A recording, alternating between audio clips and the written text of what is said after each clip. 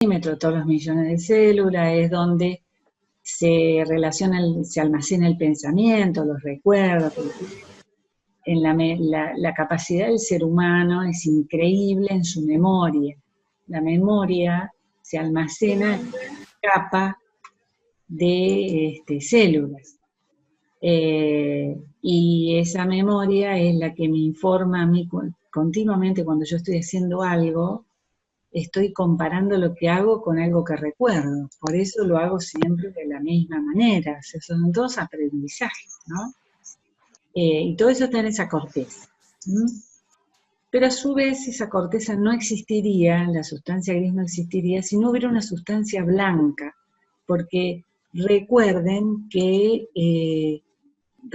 ustedes que el sistema nervioso no puede elaborar nada si no recibe información, como hoy nos pasa con las redes. Las redes es el cerebro artificial, están basadas, Google, las bases de datos, están basadas en el funcionamiento del cerebro humano. Si no captan información no pueden elaborarla, y así nos manipulan también, ¿no? Las redes.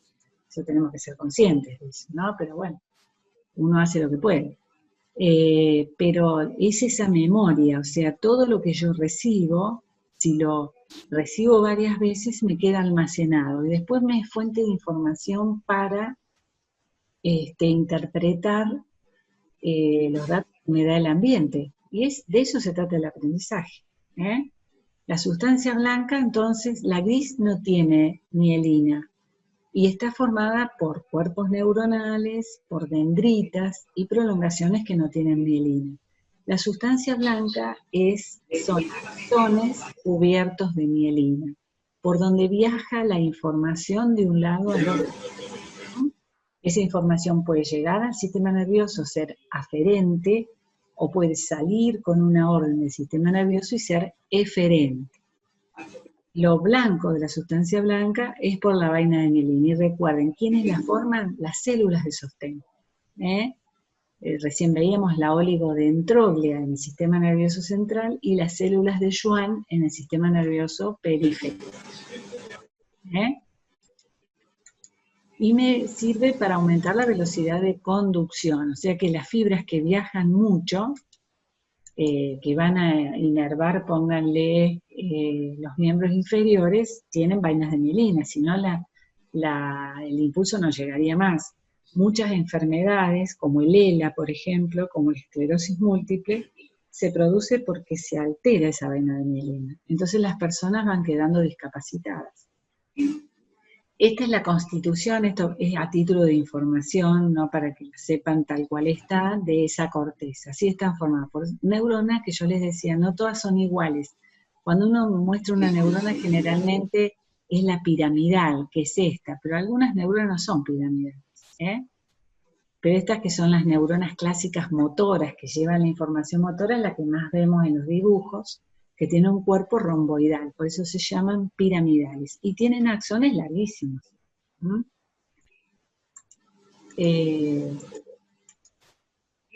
Esto es una tomografía para que vean cómo se ve. Estos blancos son los huesos. Y vean cómo se ve la corteza, que es como algo más clarito, ¿ven?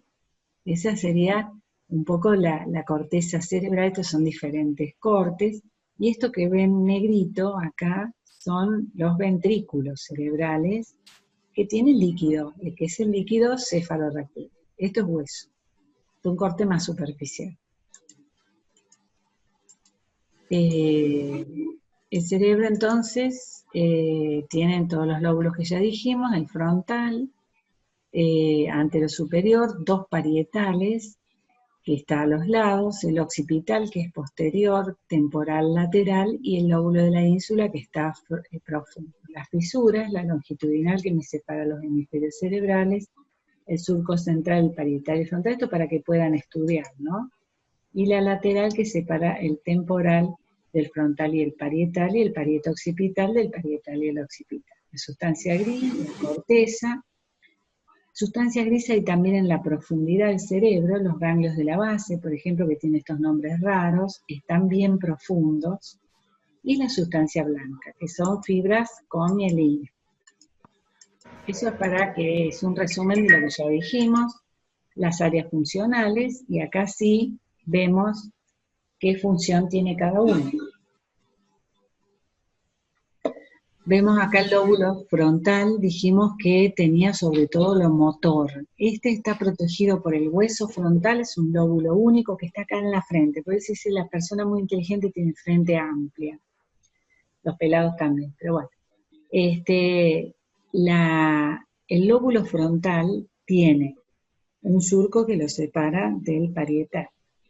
Tiene una corteza primaria que es la que rige la motricidad fina. ¿Cuál es la motricidad fina?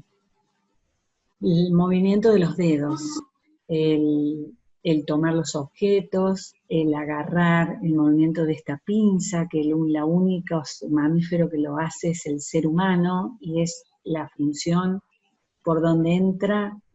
No se olviden que a través de esto nosotros tomamos el lápiz, o sea, tiene una importancia crucial esta pinza. Todos esos movimientos, las órdenes, se originan en la corteza primaria. En el área premotora se hace una interpretación de esos movimientos, o sea, yo para escribir tengo que tomar el lápiz entre el pulgar y el índice. Esa relación se hace en el área premotora. Esta área que tengo acá, que también es sustancia gris, es el área motriz del lenguaje, es la que rige el movimiento de los labios, la lengua, la boca, el paladar, para hablar. Y está en un solo hemisferio, el hemisferio dominante, que es el izquierdo, en los diestros. En los zurdos es el derecho. Después tengo la zona parietal, que es la que recibe la información sensitiva. Tenemos el área primaria que la recibe, el estímulo térmico, doloroso, todo el tacto se recibe en el área primaria, y esta área secundaria es la que la interpreta. Después tengo el occipital, que tiene el área visual. Recuerden ustedes, también tiene una zona primaria y secundaria, una recibe el estímulo, la otra lo interpreta. Y tengo el lóbulo temporal. El lóbulo temporal es sumamente importante porque tengo el sentido de la audición allí, este es el centro del oído, acá teníamos el de la vista, y acá tengo este centro que se llama sector cognitivo lingüístico, y tiene un nombre raro que es de la persona que también es de la persona que lo describió, que es el centro del pensamiento sensitivo, o sea, del que se arma recibiendo todos los estímulos, porque acá recibe el estímulo visual, el táctil, el auditivo, y lo elabora. Entonces yo, si toco qué sé yo ahora toco el mate este mate, no sé si lo ven,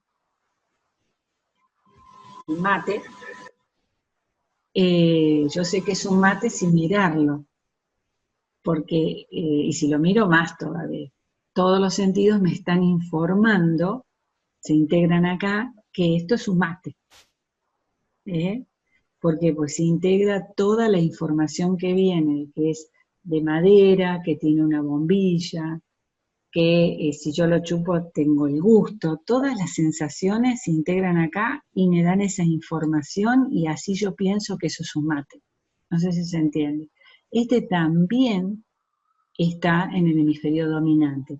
Y estos dos centros están conectados por fibras nerviosas que hacen que yo agarre esto y diga, esto es un mate, lo estoy pronunciando, lo transformo en una palabra. Es sumamente importante este centro. Es el centro que por ahí se daña en los accidentes cerebrovasculares. Vieron que las personas quedan sin lenguaje, porque se lesiona alguno de estos dos centros. O la persona sabe lo que es, pero no puede pronunciarlo porque se lesionó el centro motor de Broca, o la persona no sabe lo que es y dice cualquier palabra porque se lesionó este centro. Estos dos centros son fundamentales porque la palabra, no sé si ustedes saben, es lo que nos diferencia del resto de los seres vivos. y nos permite comunicarnos. Están en las dos en el hemisferio dominante y son fundamentales para el O sea pensamiento que, y el lenguaje. Sí, o sea que el área motriz del lenguaje, o sea, cuando se lesiona, uno se da cuenta, o sea, o quiere decir, por ejemplo, un libro lo ve, sabe que es el libro, pero no lo puede mencionar. Y en exactamente. el otro sector, y en el otro sector sería como que no se da cuenta o algo de eso, Sí, no se dan que cuenta. es un libro. Puede poner, yo pongo esto y digo, Ah, qué sé yo, es una cacerola o es un libro. Eso pasa en las afasias, eso es muy común en las personas que tienen ACV. Algunas quedan sin poder pronunciar las palabras. Después con rehabilitación se van regenerando estas conducciones y van articulando. Pero es porque se lesionan, generalmente acá pasa una arteria, que es la cerebral media, que se rompe o que se tapa y me da un accidente cerebrovascular, porque se lesionan las vías. Entonces, la plasticidad del sistema nervioso con la práctica lleva a que la persona vuelva a aprender. Tiene que volver a aprender porque el bebé arma estas dos cosas y yo lo ayudo. La mamá, generalmente es la mamá o el papá que está con él, le dice esto es un mate y él va escuchando y va viendo y va asociando en esta vía y va mirando los labios de la mamá y aprendiendo la palabra mate y a su vez escucha él mismo. Y la O madre sea lo que cuando la persona tiene mal de Alzheimer, ¿se le afecta el sector cognitivo, lingüístico? bueno, se le afecta porque se afecta el área esta, que es, no sé si está acá anotada, pero acá en el lóbulo temporal yo tengo el centro de la memoria inmediata. A la enfermedad del Alzheimer se le afecta la memoria, por eso la Ah, persona con Alzheimer tiene memoria a largo plazo, recuerda lo que pasó antes y vuelve a su etapa anterior. Para ella sus hijos son sus padres, por ejemplo, porque esos recuerdos los tiene, pero no puede almacenar lo nuevo, porque se le afecta la ah. memoria a corto Sí. plazo, que está en el centro temporal. ¿Mm? ¿Y con un traumatismo, profe? También puede pasar. Un traumatismo, una fractura de cráneo, puede pasar. Esta área que tengo acá, el área prefrontal, es un área importantísima. Como nosotros el lóbulo frontal lo relacionamos con lo motor, pero esta no es un área motora. Esta es el área de resolución de problemas, del pensamiento complejo. Yo tengo el pensamiento simple, el lenguaje, y acá tengo la actividad que nos hace libres, la actividad que nos permite proyectar, la actividad que planifica las cosas, el lugar donde aprendo un deporte y sé cómo hacerlo. Ese es el área prefrontal, que es una parte del lóbulo frontal que está especializada en el pensamiento complejo, que tiene que ver con el movimiento. Fíjense que está justo delante del área del movimiento. Estos tres sectores están íntimamente relacionados. Y las relaciones son a través de sinapsis, de fibras nerviosas, que conectan uno con otro. Uno cuando hace muchas veces una cosa, las neuronas se cablean, se conectan. Por eso, cuando una persona tiene pocos estímulos, ya nos quedan 15 minutos, les aviso, no tiene ese cableado. Ese cableado, ¿cuándo se hace? Se hace sobre todo en los primeros 2 años de vida. Los chicos deprivados de afectos, que no tienen estímulos, se retrasan por eso, porque no hacen ese cableado. Esa conexión. Cada aprendizaje es una conexión de una neurona con varias otras, como si fueran redes. Bueno, sigamos, porque ya se nos está acabando el tiempo. Bueno, ya saben que se tienen que conectar. Bueno, acá está un poco lo que yo ya les dije, para qué sirve cada cosa. Eso es para que les quede, aparte de la grabación, les va a quedar esto escrito. Ven acá la memoria reciente, está en el lóbulo temporal, que era un poco lo que me preguntaban recién del Alzheimer.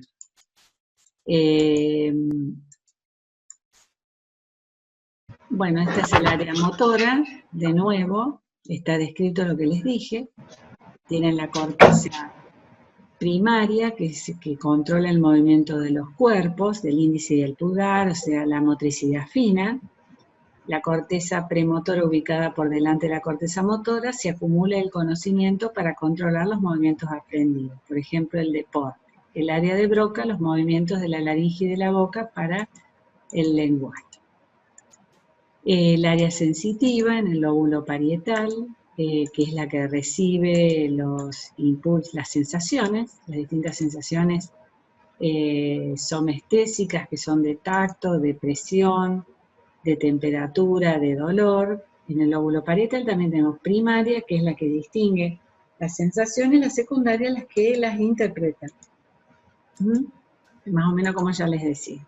El área visual lo mismo, en el lóbulo occipital, que recibe, detecta digamos, recibe la información, que toda ingresa a través de receptores, ¿no es cierto? Anterior, a ver. Anterior, anterior, anterior. O sea, esta información es captada por receptores. El área visual del receptor es la retina. Los ojos son los órganos sensoriales visuales. La piel es el órgano sensorial de los estímulos sensitivos. La piel tiene receptores para depresión, de temperatura, de dolor, y esa información, esos receptores se unen a neuronas y la información aferente al sistema nervioso llega a la corteza parietal. El área visual llega a la occipital y el oído es el receptor auditivo. Entonces los sonidos los capto yo a través del receptor que está en el oído. Ese llega al lóbulo temporal, que también tiene un área primaria y un área secundaria. Las secundarias son las que interpretan los significados de lo que yo estoy escuchando.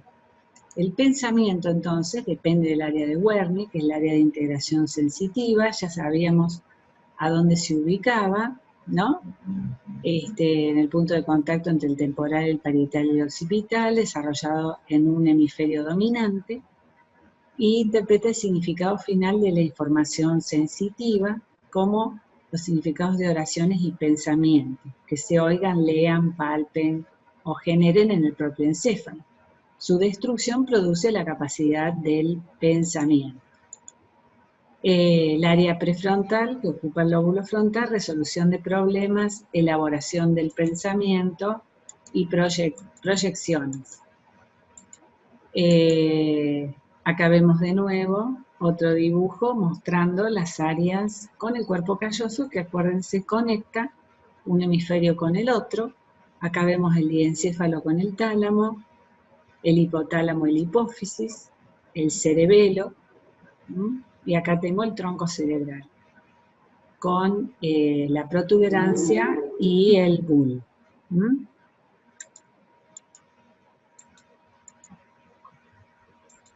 Sustancia gris y sustancia blanca, fíjense, la corteza y la sustancia gris, esto es sustancia blanca, acá tengo los ventrículos laterales, el tálamo está atravesado por el ventrículo también, el tercer ventrículo, y estos son los núcleos profundos, que es sustancia gris ubicada en la profundidad del cerebro, que se acuerdan que recién se los puse, el globus pallidum, putamen, núcleo caudado.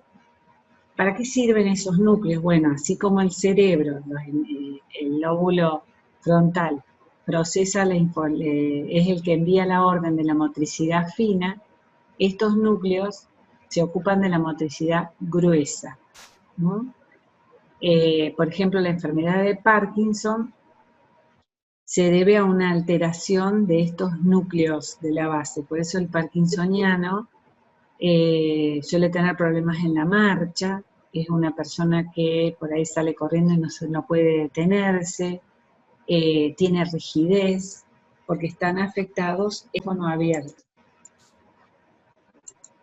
Entonces el núcleo es un área de sustancia gris ubicado En la profundidad del cerebro está formado por cuerpos neuronales, no tiene mielina, y ahí tenemos los núcleos de la base, que era lo que estábamos viendo recién. A ver. Ese es un núcleo, que era los que veíamos recién, que se ocupaba de la motricidad gruesa, y el tálamo, que forma parte del diencéfalo. Acá tenemos de nuevo los ganglios basales, por eso yo les pongo varias diapositivas de lo mismo, para que puedan estudiarlo, que son esos nombres raros. Se relacionan con subtálamo, la sustancia nigra, el núcleo rojo del mesencéfalo, o sea, con otras estructuras, y por supuesto con fibras nerviosas, con el tálamo, los dentículos laterales, y funcionan para controlar los movimientos básicos groseros del cuerpo, que son los de la postura y la marcha. Esos eran los núcleos esos. O sea, ¿por qué la corteza cerebral se ocupa del movimiento fino? Entonces el centro es estos núcleos que están rodeando el diencéfalo, que están en la profundidad del cerebro, son los que, acá lo ven, son los que controlan la motricidad gruesa, que es sobre todo relacionado con la marcha. Este es el tálamo, es que es otra cosa. Pero acá tienen el globus pallidum, acá tienen el putamen, y este sería el núcleo caudal. La sustancia nigra, que está ubicada a nivel del mesencéfalo, está conectada con ellos también y regulan la motricidad gruesa. Entonces, la función motora está regulada por los ganglios basales, que controlan los movimientos groseros del cuerpo, la corteza cerebral los movimientos precisos de brazos,